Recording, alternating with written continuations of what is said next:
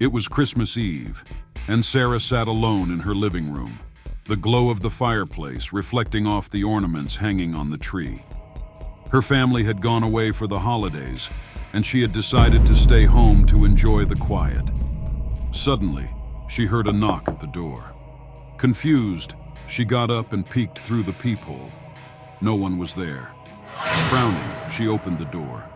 The cold winter air bit at her skin, but there was nothing but an empty porch. The sound of footsteps behind her made Sarah's heart race. Turning around, she froze. A pair of muddy footprints led from the door to the living room. Terrified, she slammed the door shut and locked it. Suddenly, the lights flickered. A shadow moved past the window, and she heard a voice whisper, "I know you're alone."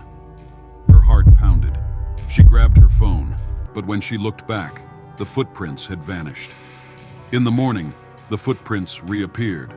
Only now, they led from the back of her house, right up to her bedroom window. On Christmas Eve, Luke heard the sound of jingling bells outside his window. He thought it was just his imagination, perhaps the wind or some distant Christmas carolers. But when he looked out, he saw something far more disturbing.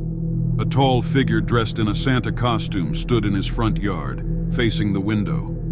The figure didn't move, didn't wave, but just stood there, staring through the glass. Luke tried to brush it off, but something felt wrong. He locked the door and went to bed, but sleep didn't come easily. Around 3 a.m., the distinct sound of sleigh bells woke him. He peered out of his window again. The Santa figure was gone, but in its place was something far worse, a trail of muddy boot prints leading from his front door to the back of the house. Luke ran outside, his breath coming out in visible clouds, but the prints stopped abruptly. Then the sound of jingling bells echoed behind him. As he turned, he saw a shadow in the distance, wearing a Santa hat. Only this time, it wasn't Santa at all. It was something much darker. Maggie was thrilled when she found a unique, antique Christmas ornament at the local flea market. It was a delicate glass ball, painted with vibrant colors, and she immediately knew it would be the centerpiece of her tree. But after hanging it, strange things began to happen. That night, she woke up to a low, whispering voice coming from the living room. At first, she thought it was just the wind, but when she went to check, she saw the ornament swaying back and forth despite the absence of any breeze.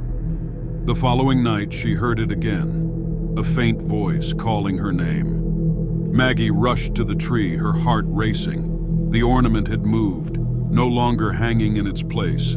It was now lying on the floor, cracked. Panicked, Maggie tried to throw it away, but every time she did, the ornament would mysteriously reappear.